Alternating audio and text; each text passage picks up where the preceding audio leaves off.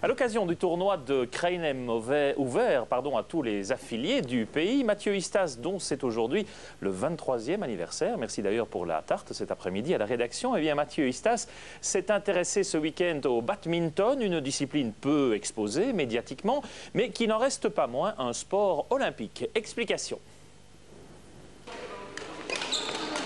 Légèreté, vitesse et résistance, les 8000 affiliés de la Ligue francophone de badminton maîtrisent leur sujet sans faire de vagues.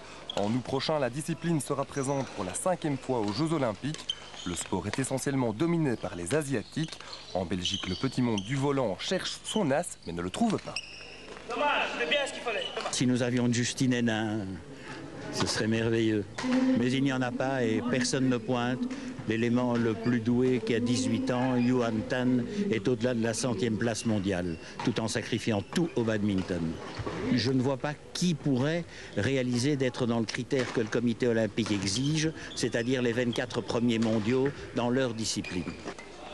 Pas de résultats significatifs donc, mais une réelle envie d'aller de l'avant. Contrairement à d'autres sports, le badminton s'apprend rapidement. Un sport familial accessible à tous.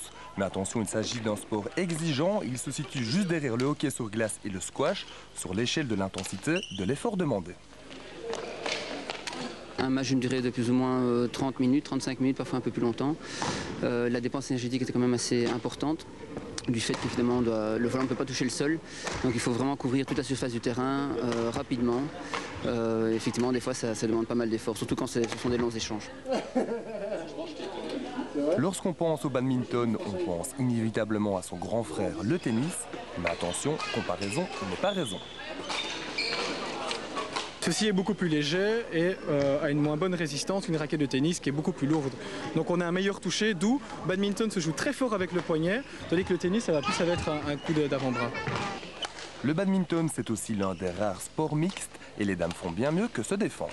Si on tient bon, qu'on continue dans ses efforts, à vouloir réessayer les volants, retaper et tout, eh bien c'est une drogue en fait.